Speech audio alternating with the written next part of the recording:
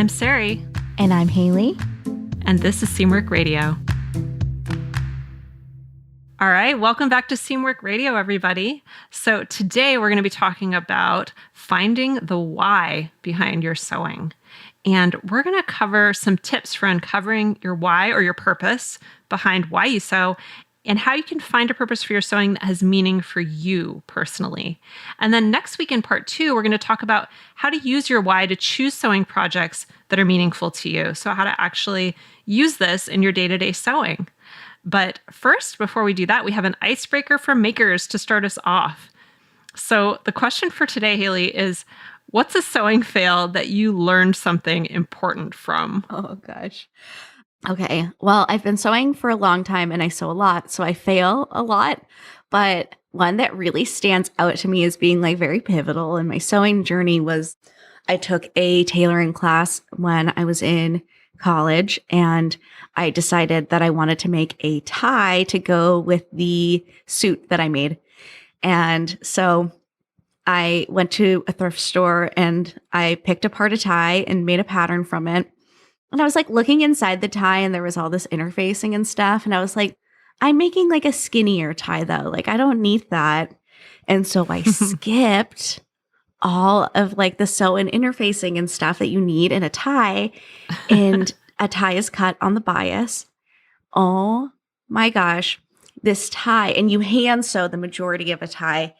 This tie got skinnier and skinnier and longer and longer. By the time I like tied it around the dress form, it was like dangling like below crotch level. Like it was ludicrous and like skinny, like a bolo tie or something. So redonkulous. But the cool thing about that is that it made me more interested in learning about the bias and made me start experimenting with it and sewing with it more. And fun fact, the first thing I ever wrote for Seamwork was an article about the bias, and I wrote about the tie in the article. And that turned into me getting a job at Seamwork, and then here we are today. So my biggest sewing fail kind of like turned into a big ol' win. Yeah, they often do, don't they? Yeah, it worked out. Yeah, you're always learning. Yeah. That's my like number one thing. And we're going to get into that later with learning. But Sari, what about you? I want to know about your sewing fail. I have a story about the bias too. So when I was first learning how to sew and I was quite new to it, I was probably like 17 or 18 years old when I learned. I bought this pattern for a dress and it was supposed to be cut on the bias as well. Mm-hmm. And I did not know what the bias was or why it would be cut like that. And I've always been kind of like, some people are like real rule followers when it comes to sewing and some people are not. And I am definitely in the not camp, especially when I was first starting out. And I did not know why it would be cut so weirdly. And it just seemed like it was wasting fabric. I was like, why would you put it diagonally? That wastes so much fabric. I'm just going to cut it on this, this straight of grain, which I probably didn't know the name of it, but I just cut it straight. And I made this dress. It was like this, I think it was made out of like some kind of like jacquard or something, but it was like, I put it on and I was like a stuffed sausage. It was like this tube that was just so tight. It didn't have enough shaping, obviously, because it was supposed to be cut on the bias. And if you're not familiar with the bias is when you cut fabric on the diagonal, which allows the fabric to stretch.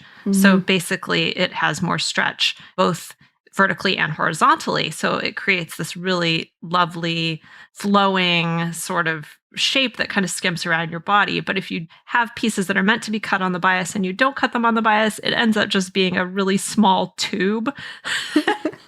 And my chest was pressed so flat that it was painful when I put it on.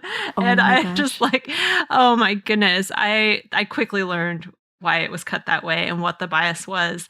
And that, inspired me to learn a lot about bias cut things. And I really like the bias now. I love sewing things on the bias. I love the way things that are cut on the bias look and feel. I find them very comfortable because of the stretch. Mm-hmm. And so that was a big learning experience for me, but I still think about that and what a silly fail it was. I think the main thing I learned, not just about the bias, but about learning why things are done a certain way. You know, don't just assume that you know better, you know, especially when you're brand new.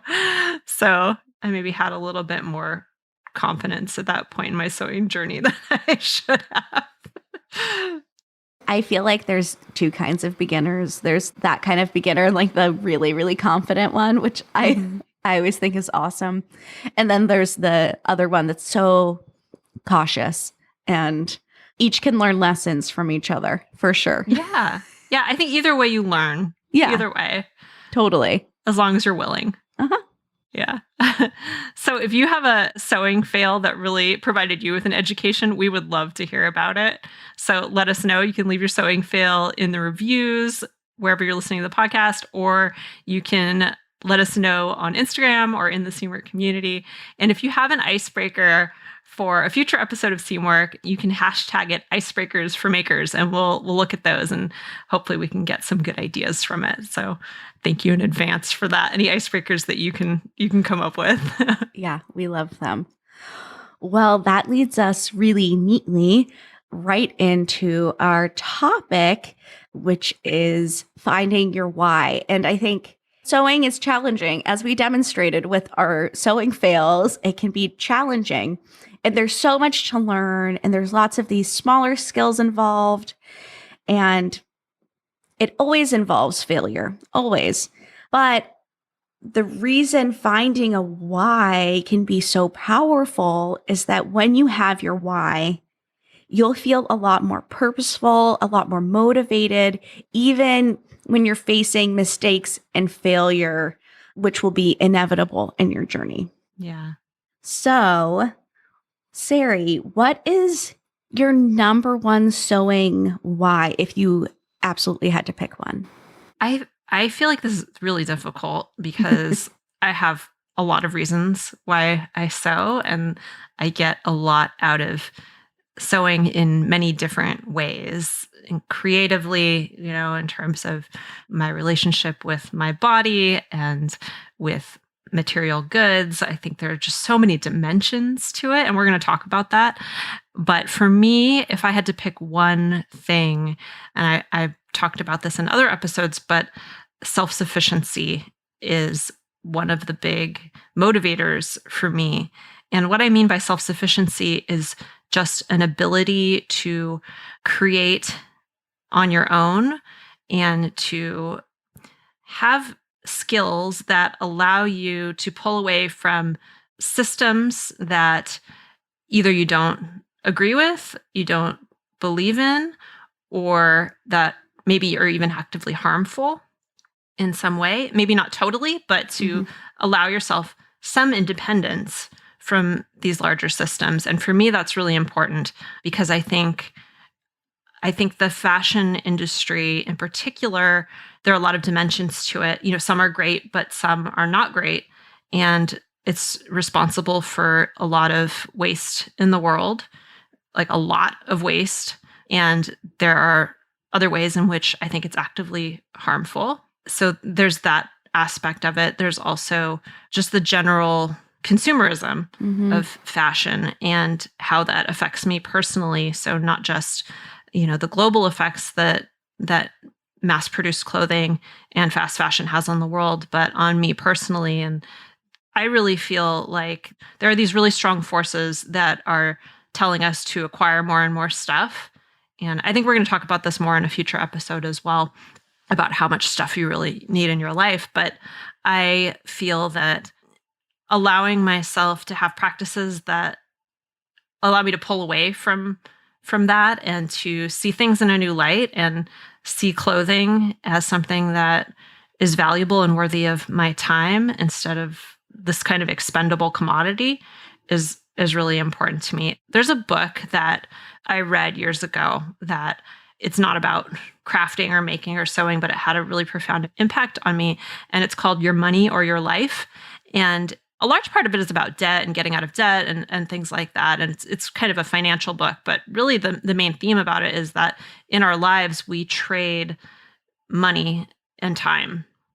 And so if you are spending all your money and acquiring more stuff, and you think that happiness is going to be found through spending money and having things, what you're really doing is you're spending your time, because you have to trade time for money. Most people have to trade time for money, and you have a very limited amount of time in your life. And so you have to think really carefully about how you spend your money, because if you focus too much on material things, then you're going to get to the end of your life and found that you spend all your time on acquiring things. Mm-hmm. And so that always had a really profound impact on me, because I try to be aware of how much time I have in my life and how I want to spend it. So that's kind of a long-winded way of saying that sewing is a way for me to pull away from consumerism at least a little bit, Mm-hmm. and focus on the meaning and purpose of the objects in my life, rather than the sense of just needing to have more quantity of things. So that's really inspiring to me. What about you, Haley? What's your biggest why? Oh man, there's a lot of whys, and I think it's complex for us who sew on a professional level as well as engage with it as like our core hobby. And so it's really evolved over time. When I started out sewing, it was because growing up in the 90s, early 2000s had so much, it's a really toxic time for, I think, young women to grow up, and the types of bodies we saw in the media. And I never felt represented by that. And I didn't have a lot of confidence in myself. And when I discovered dressing myself in a unique way that made me feel, it really empowered me, going to thrift stores and chopping up these dresses and making my jeans tight, This is the origin of my sewing story.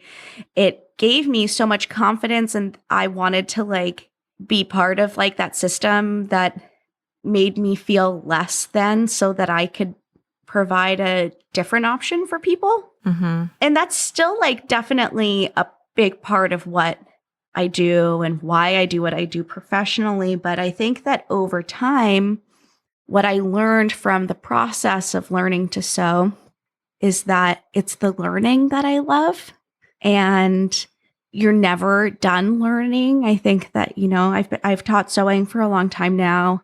Some might say that I've mastered the skill. I don't feel like I'll ever be a true master, because there's always more to learn. Mm-hmm. And instead of feeling daunted by that idea, it makes me feel so invigorated, so excited. And I do it because I want to be a lifetime learner. And I don't ever want to feel okay, I've arrived. This is all I have left to do. I've done what I've wanted to do. I want to keep going. And I think that learning continuously is a really big part of that. And then also I want to share that joy and pass that on to everyone, and teach everybody all the tricks and show them the hard skills that they need for sewing for themselves, but also show them that joy in the learning process. Mm-hmm. Yeah. I think you never really stop learning with sewing, just like any other art form, nobody would ever tell an artist, well, you got to the end of, learning how to paint or whatever. Yeah. You acquire skills over time, but there's always more to learn. And even if you do feel like you've mastered something, you can always move into a slightly different area and learn about, if you have focused on tailoring, you can learn about, bridal sewing, or, there's always something new to learn. Yeah.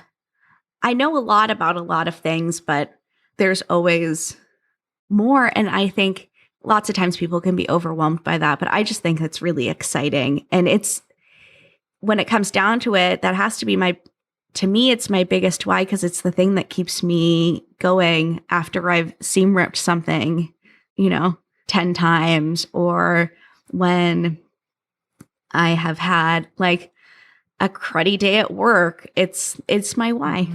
Yeah. I think that's great. I want to share some ideas if people listening might have trouble figuring out what their why is. Maybe you already know, or maybe you have several ideas and you want to kind of sort through them. So we have some tips that might help you to just kind of think through it for yourself because it's going to be different for every person. So the first thing is I find it really helpful to think about why you started in the first place and what made you interested in sewing. I think that's a really good place to start.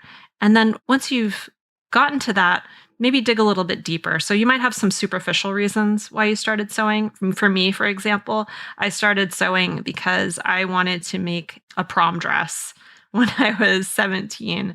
And my grandmother actually ended up making it for me, but she taught me how to sew along the way.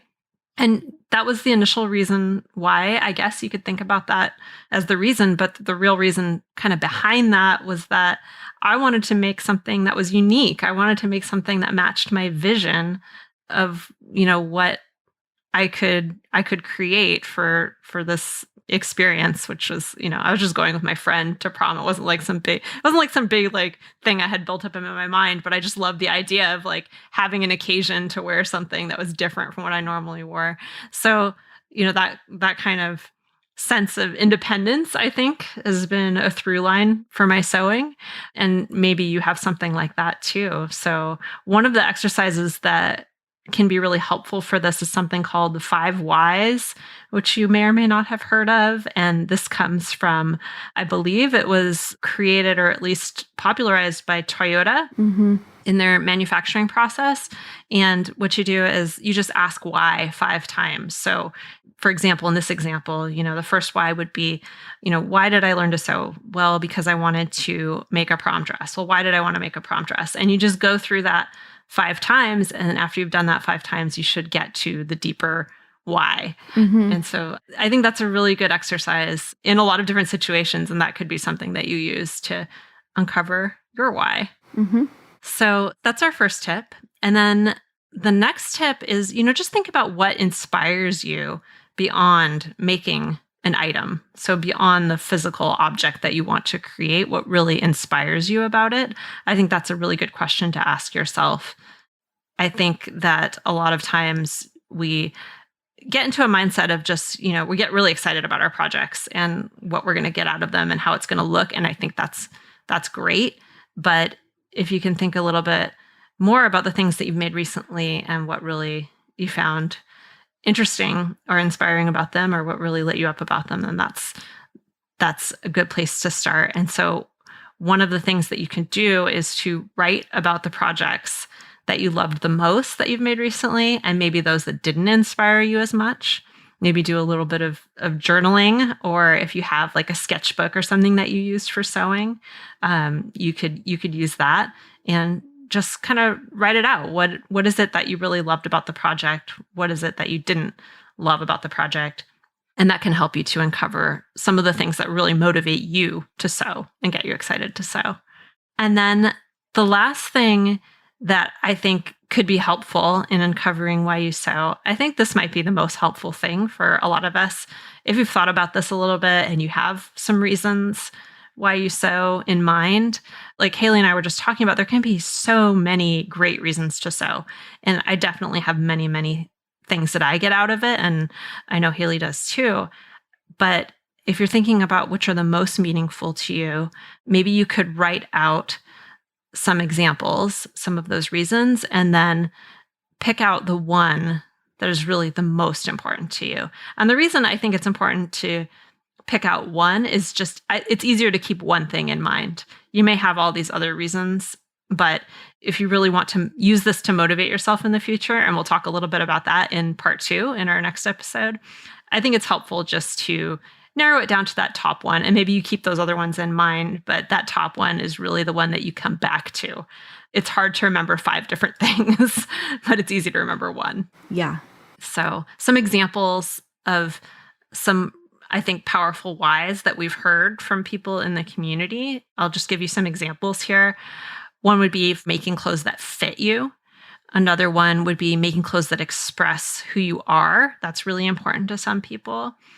Enjoying the process is really important to some people. Playing with fabric. Some people just love fabric. And I think that is a totally valid why behind your sewing, is just the physical joy of playing with fabric, I think, is not to be underestimated. Oh, yeah. To be more creative, I think, and just to make time for creativity. That is a huge why for a lot of people. And it's a big motivator for me in what I do with Seamwork. I think people don't give themselves nearly enough time to be creative these days. Sustainability might be a big reason for you, or maybe just teaching yourself to buy less and, really seeing the value of clothing and the time that goes into it. Those are all really great reasons that might appeal to you. And I'm sure there are many, many others, but if you list them out and then choose the one that is really the biggest, the thing that really touches your heart, then you can use that in the future to really motivate yourself. There's a lot of great reasons to sew. And if you're having trouble, if you're really kind of struggling to think about this, you could try taking our quiz. We have a quiz on our website. It's linked on our front page, and it will help to kind of uncover what your main goals are with your sewing. It doesn't directly tell you, your purpose or your why, but it can help you to uncover what is the biggest goal for you right now. And I think that's a really great place to start with your why, because it can help to kind of uncover those things. I think once you know what is important to you at this point in your sewing journey, then that gives you some pretty strong hints about your overall purpose and why behind it, I think. Yeah, definitely. Wow, so many good tips. Yeah. I think we need a recap. So to summarize, this episode is all about finding your why, and Sari gave some really good tips for helping you to uncover your own. Tip number 1 is implement the 5 whys to uncover what interested you in sewing in the first place and to help you dig a little bit deeper into that. Think about what inspires you beyond the physical item. Do a little bit of journaling and maybe think about the reasons that are most meaningful to you. If you're having trouble deciding, list them out and then find the one that seems the most powerful to you. It can also be helpful if you're in the journaling mood to write out the projects and think about the ones you loved the most and the ones that didn't inspire you. That can also help you to narrow down your big why. And last but not least, if you're still having trouble, you can hop on over to Seamwork and take our quiz. We will link that in the show notes so you can find that and find out what kind of sewer you are, and it might inspire you and help you find your why. We'll also link the post in the community that has everyone discussing their why, and you can jump in and join in on that discussion as well. And if you liked this episode, be sure to leave us a review. We love reading them. Here we have a review from B. Hopkins. They say, I really enjoyed the episode about quality clothing, which helps remind me and inspire me about why I sew. Very relevant for today. Yeah. Thanks, B. That's so sweet. And I know Sari and I are both happy to provide any inspiration at all. Anything that keeps people motivated to sew, I am all for. Yeah, definitely. We really, really appreciate your reviews.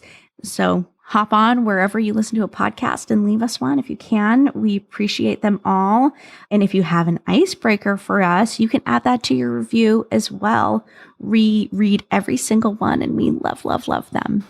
Yeah, we really like hearing from you guys, and we would love to hear any ideas you have for future icebreaker questions. Icebreakers for makers, we're looking for them. So share those with us. All right. Well, that wraps us up for today. We'll see you next week with part 2 of this series, and we're going to talk about how to use your why to motivate you and choose projects for your sewing. So get ready. Yeah, we'll see you next week. Bye. Guys. Seamwork Radio is brought to you by the team at Seamwork. Seamwork's an online community that supports you in creating a wardrobe that feels right for you. When you join us at Seamwork, you become part of our private community of makers, and you also get access to monthly sew-along classes, a library of over 200 sewing patterns, and tons of great resources to help guide you through the sewing adventure that you choose. Podcast listeners can get half off a Seamwork Unlimited membership, which means you can download as many of those 200 plus patterns as you want at any time, and our community will be there to guide and support you. If you'd like to join us for half off, just visit seamwork.com/go/podcast50. You can also find us on Instagram at Seamwork or visit our YouTube channel, which is called Seamwork Video. We love hearing from you, so let us know if there's a topic or a personal story that you'd like us to cover. Thanks for listening to Seamwork Radio.